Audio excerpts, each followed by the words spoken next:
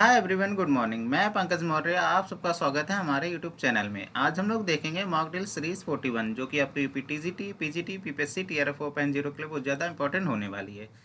Mock drill series अगर पसंद आ रही है, चैनल को ज़्यादा से ज़्यादा शेयर करिए, लाइक करिए एंड सब्सक्राइब करिए। चलिए शुरू करते हैं आज का session. Let's start. Question number 1201, 1201 question. What is the main theme of the old familiar faces? The old familiar faces poem है, इस पोएम की थीम क्या है? लव एंड रोमांस है, वॉर एंड हीरोइज्म है, नॉस्टैल्जिया एंड लॉस है, adventure and discovery है।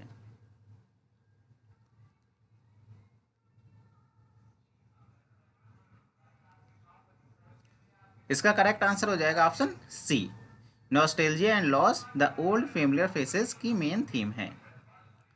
The old familiar faces ये लिरिक पोएम है चार्ल्स लैम्ब की, और फर्स्ट पब्लिश हुई है 1798 में। Question number 1202, the line I loved a love once fairest among women, आपको बतानी है किस पोएम की लाइन है? The old familiar faces, blindness, a farewell to tobacco या नन।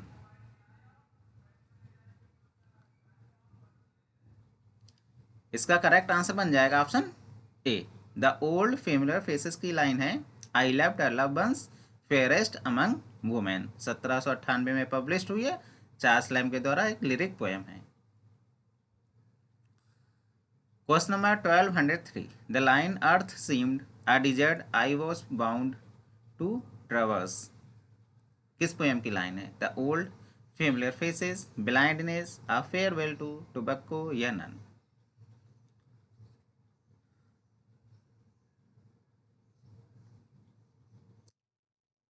इसका करेक्ट आंसर हो जाएगा option A, the old familiar faces की लाइन है earth seemed a desert I was bound to traverse. Question number 1204, the line her doors are closed on me is an example of, metaphor, simile, personification है, paradox.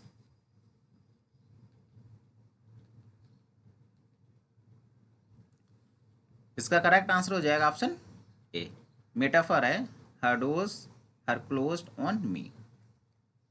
ये जो line है, ये भी line ली गई है the old familiar faces, Charles lamb के द्वारा लिखी गई पोएम है, इसी पोएम्स की ये लाइन है, her doors are closed on me, और मेटाफर है इसमें।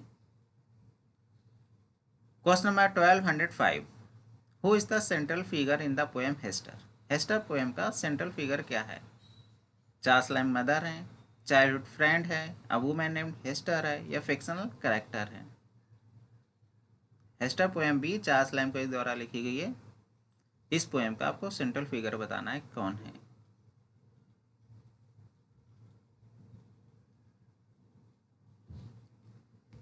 इसका करेक्ट आंसर बन जाएगा option C, a woman named Hester. Explanation देखिए, हेस्टर पोएम है, ये पब्लिश हुई थी 1798 में कलेक्शन ऑफ पोएम्स में, ब्लैंक वर्स में लिखी गई पोएम है। The poem was also include in Lamb's 1818 works, 1798 में जो कलेक्शन आया था उसमें भी ये पब्लिश हुई थी, बाद में इंक्लूड हुई थी, 1818 वर्क्स आए थे लैम्प के, उसमें भी ये इंक्लूड हुई थी। ये पोएम है एक यंग क्विकर वुमेन जिनका नाम है हेस्टर, हेस्टर वुमेन के बारे में ये पोएम है, जिसको लैम ने देखा है बट कभी बात नहीं की है। He confess to being in love with her, और उन्होंने स्वीकारा अपना लव उस वुमेन के प्रति। Question number 1206, what does the poem Hester primarily celebrated? Struggle of life, impact of kind and virtuous person, importance of education, unpredictability of faith।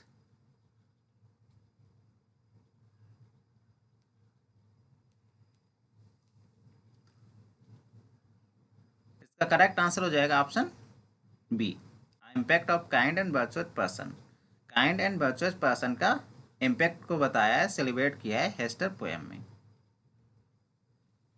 Question number 1207, what is the main theme of dream children a reverie? Reverie का मतलब होता है day dream, मतलब दिन में देखा गया सपना। तो ड्रीम चिल्ड्रन की मेन थीम क्या है? ऑप्शन ए में है celebration of childhood innocence, option B exploration of loss and power of imagination, या option C critic of social inequality, या option D a humorous account of everyday life।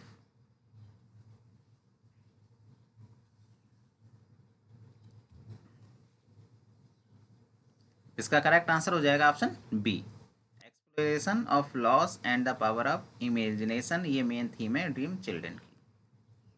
Explanation देखिए, dream children Charles Lamb की poem है, ऐसे है, और ये publish हुई थी लंदन मैगजीन में 1822 में।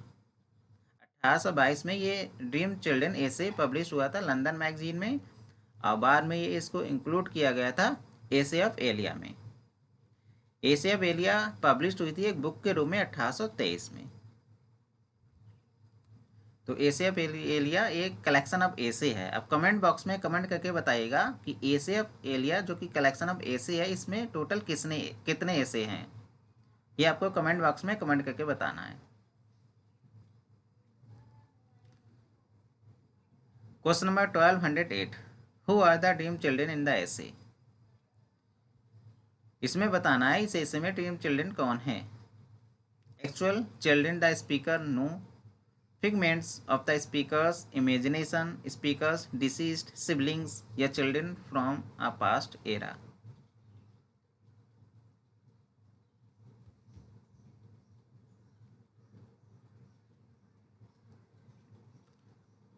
क्वेश्चन नंबर 1208 का करेक्ट आंसर बन जाएगा option B, figments of the speaker's imagination.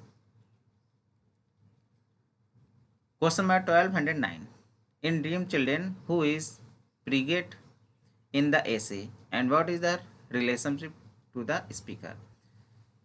जो ब्रिजेट है, ब्रिजेट के साथ में स्पीकर की क्या रिलेशनशिप है, ये आपको बताना है। स्पीकर्स की वाइफ है, स्पीकर्स की सिस्टर है, चाइल्डहुड फ्रेंड है, या करेक्टर इन द स्टोरी है।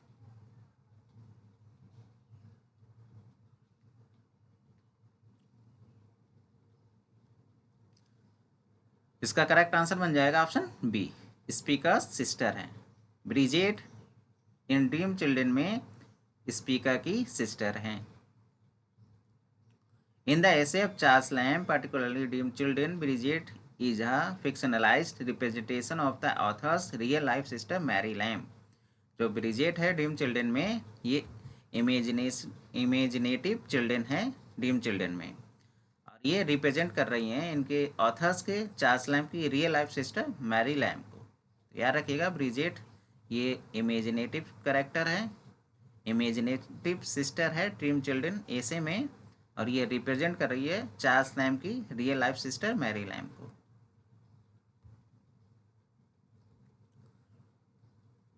Question number 1210, what is the main subject of Charles Lamb a farewell to tobacco. Charles Lamb अपने वर्क फेयरवेल टू टोबैको में किस मेन सब्जेक्ट को बताते हैं।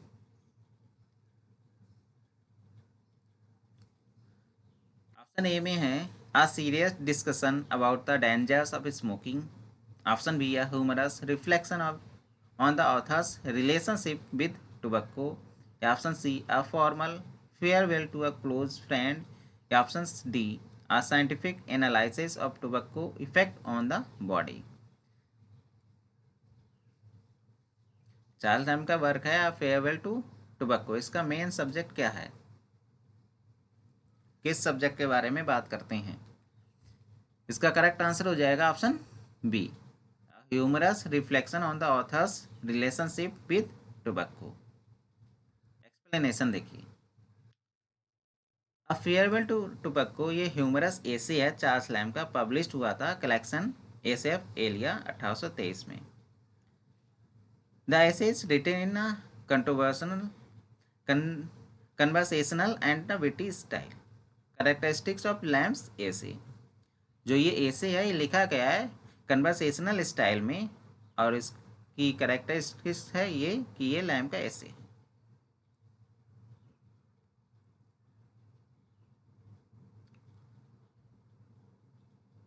Question number 1211, in a farewell to tobacco why does Lamb call his farewell to tobacco a farewell. Farewell to tobacco में Charles Lamb क्यों farewell का use करते हैं, फेयरवेल आ टोबैको ऐसे में? ऑप्शन ए में है because he has completely given up smoking. Option B because he is writing a formal goodbye to a beloved object. Option C because he is force to quit due to medical advice because he is writing a farewell to letters his readers.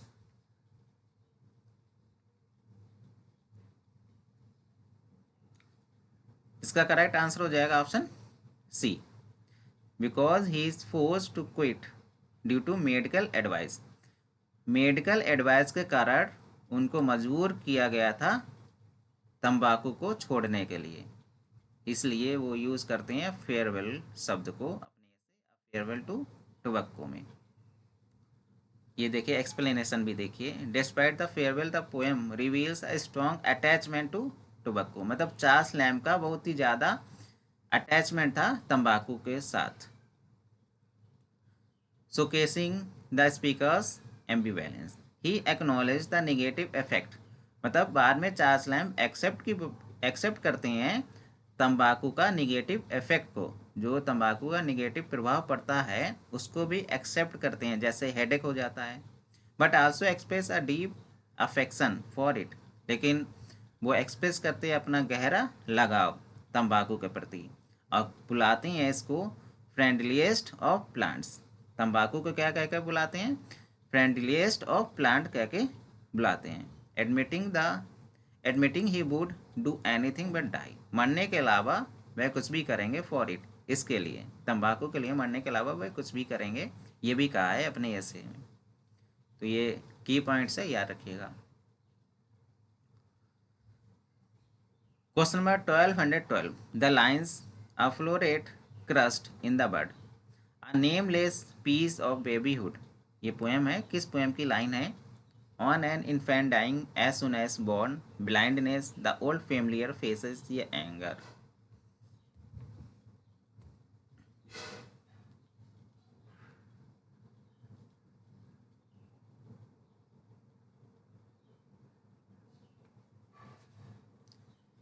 इसका correct answer हो जाएगा option A, on an infant dying as soon as. इस poem की line है, a floret crushed in the word a nameless piece of babyhood. Question number 1213, ये line बतानी है Charles Lamb की किस पोएम की है? Shall we say that nature blind checked her hand, changed her mind? On an infant dying as soon as born, blindness, the old familiar faces या anger? इसका correct answer हो जाएगा option A, on an infant dying as soon as born. इस poem की line है, shall we say that nature blind checked her hand and changed her mind. Question number 1214, which essay of Lamb is most pathetic, Lamb का कौन सा एसे सबसे ज़्यादा pathetic है, दयनीय है? क्वेश्चंस अगर पसंद आ रहा है चैनल को ज़्यादा से ज़्यादा शेयर करिए, लाइक करिए एंड सब्सक्राइब करिए। ऑप्शन ए में है dream children, option B recollections of Christ hospital, या option C grace before meat, या option D in praise of chimney sweepers. कौन सा ऐसे सबसे ज़्यादा दयनीय है, पैथेटिक है? इसका करेक्ट आंसर हो जाएगा option A, dream children. Question number 1215, who is the poet of to Margaret W, to Margaret W के पोएट कौन है? विलियम ब्लेक है, जॉन कीट्स है, चार्ल्स लैम्ब है, लॉर्ड बायरन है।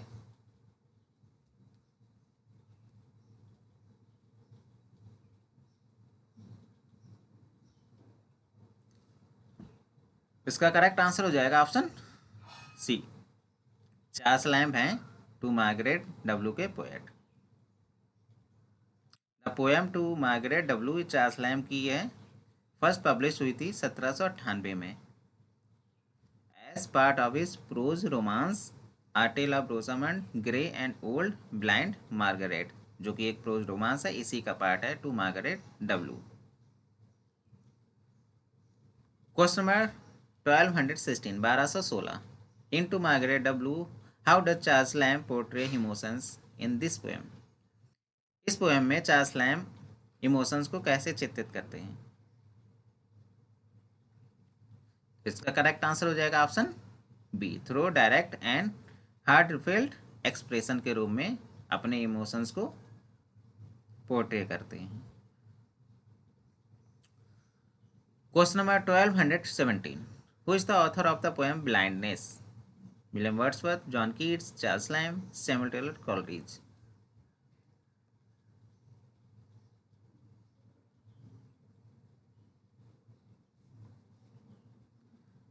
इसका करेक्ट आंसर हो जाएगा option C, Charles Lamb author है ब्लाइंडनेस पोएम के।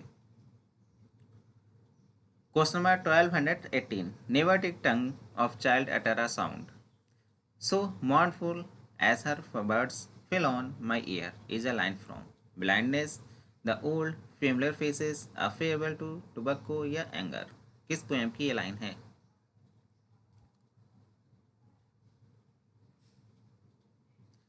इसका करेक्ट आंसर हो जाएगा ऑप्शन ए, ब्लाइंडनेस।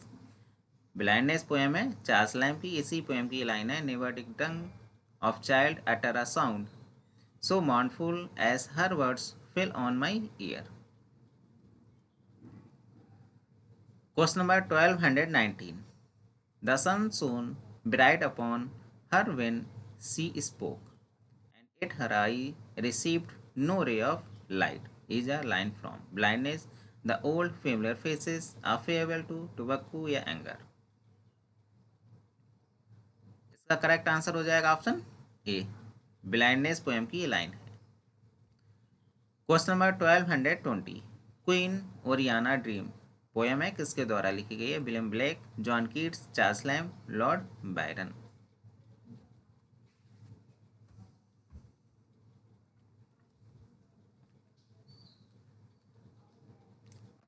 इसका करेक्ट आंसर बन जाएगा ऑप्शन सी, चार्ल्स लैम्ब के द्वारा लिखी गई है क्वीन ओरियाना ड्रीम।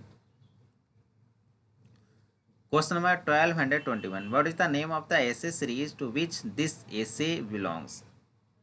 आपको बताना है उस एसे सीरीज का नाम बताना है जिससे ये एसे, कौन सा एसे है? एसे का नाम है Christ hospital 5 and 30 years ago। ये एसे बिलोंग करता है, किस एसे सीरीज से ये एसे बिलोंग करता है? Confession of an English opium eater, essay of Elia, anatomy of melancholy या बुक ऑफ प्रीफेसेस।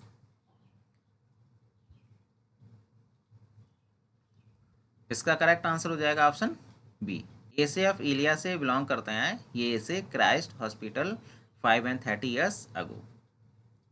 एक्सप्लेनेशन देखिए, Christ hospital 5 and 30 years ago ये एसे है चार्ल्स लैम्ब का, पब्लिश्ड हुआ है लंदन मैगजीन में 1820 में। It reflects on his time as a student at Christ hospital, a boarding school in London, recalling his experiences, observations from that period। Christ hospital hospital नहीं है, ये एक boarding school है। इस बोर्डिंग स्कूल में ऐसा स्टूडेंट के रूप में अपने समय को याद करते हैं, अपने एक्सपीरियंसेस को, उस पीरियड में जो ऑब्जर्वेशन किए हैं उसको याद कर रहे हैं। The essay is the part of Lamb's essay of Elia series known for their personal and reflective style. जो ये एसे है ये पार्ट है एसे ऑफ इलिया का, जो कि 1823 में आया था और जाना जाता है अपने पर्सनल एंड रिफ्लेक्टिव स्टाइल के लिए। तो ये बात याद रखिएगा, क्राइस्ट हॉस्पिटल कोई हॉस्पिटल नहीं है बल्कि ये बोर्डिंग स्कूल है। Question number 1222, in Christ hospital 5 and 30 years ago what kind of school what Christ hospital? ये देखिए क्वेश्चन भी आ गया, क्राइस्ट हॉस्पिटल किस प्रकार का स्कूल है? मिलिट्री एकेडमी है, चैरिटी बोर्डिंग स्कूल है, प्रेस्टिजियस प्राइवेट स्कूल है, यूनिवर्सिटी है।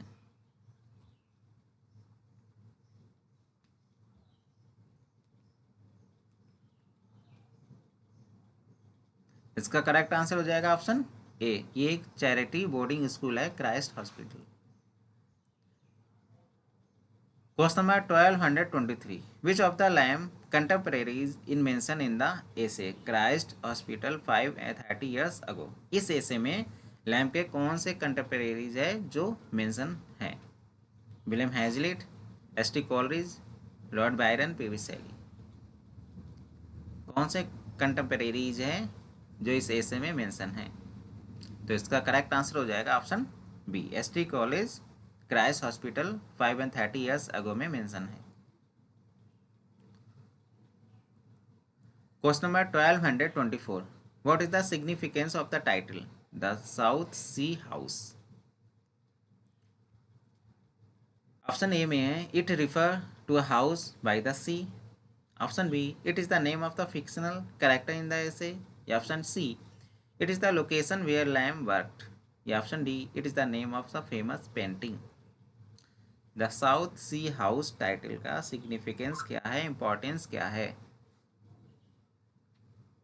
इसका करेक्ट आंसर हो जाएगा option C, it is the location where Lamb worked. ये लोकेशन है जहाँ पे लैम काम किया करते थे। The South Sea House publish हुआ था, चार्ल्स लैम का ही ऐसे है, एसएएफ कलेक्शन है, एसएएफ इलिया, जो पब्लिश हुआ था 1823 में। लैम ने यूज किया इस ऐसे में इलिया नाम अपने ऐसे द लंदन मैगजीन में ये आया था, और लंदन मैगजीन प्रकाशित हुई थी 1820 में। तो अपने ऐसे के लिए इन्होंने एक पेन नेम लिया था इलिया।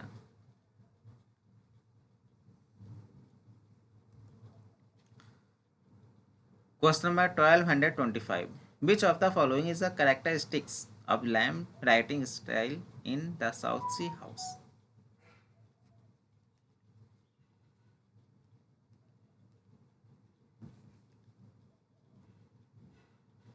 ऑप्शन ए में है use of complex sentence structure, option B focus on objective descriptions, या option C direct address to the reader, या option D emphasis on historical accuracy.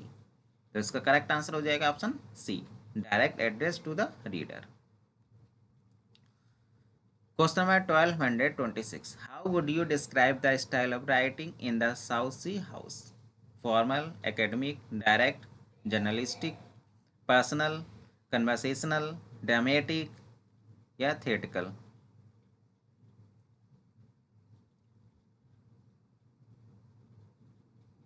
इसका करेक्ट आंसर हो जाएगा option C, personal and conversational. Question number 1227, in old china what kind of china does the narrator cherish in the essay? Option A expensive porcelain, या option B fine china with intricate design, या option C old inexpensive blue china, option D collectible China with historical value. इसका correct answer हो जाएगा option C, old inexpensive blue china. Question number 1228, who is the narrator in old china? Charles Lamb, Bridget, his sister, unnamed character, fictional character named Elia. इसका correct answer हो जाएगा option A, Charles Lamb narrator हैं old china के। Question number 1229, what was the primary reason Charles Lamb adopt the pen name Elia? Primary reason आपको बताना है Charles lamb के ने क्यों अडॉप्ट किया था pen name Elia. Option A में है to distance himself from his personal life, option B to pay tribute for to a formal colleague at the South Sea House, experiment with different literary styles to avoid criticism of his work. क्या reason था, क्या primary reason था Charles Lamb ने adopt किया था pen name इलिया? तो इसका correct answer हो जाएगा option B, to pay tribute to a formal colleague at the South Sea House. South Sea House में पूर्व सहकर्मी है, उनको ट्रिब्यूट करने के लिए, श्रद्धांजलि देने के लिए इलिया नाम का यूज किया था। Question number 1230, Charles Lamb essay the Londoners was first published in 1800, 1802, 1804, 1807। इसका करेक्ट आंसर हो जाएगा ऑप्शन बी, 1802। चार्ल्स लैम का ऐसे है the Londoners was first publish in 1802 और ये अपीयर्ड हुआ था द रिफ्लेक्टर में। पीरियोडिकल है, इसके एडिटर थे ली हैंड।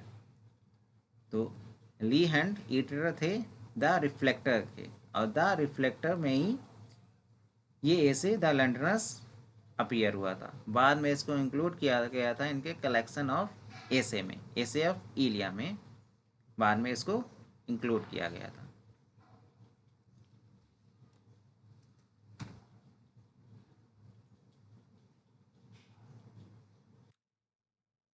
क्वेश्चंस अगर पसंद आ रहे हो चैनल को ज़्यादा से ज़्यादा शेयर करिए, लाइक करिए एंड सब्सक्राइब करिए। ये mock drill series specially UP PGT के पॉइंट ऑफ व्यू से बहुत ज़्यादा इंपॉर्टेंट है, इसलिए इस सीरीज़ को ज़्यादा से ज़्यादा शेयर करिए, लाइक करिए एंड सब्सक्राइब करिए। आज के लिए बस इतना ही। Thank you so much.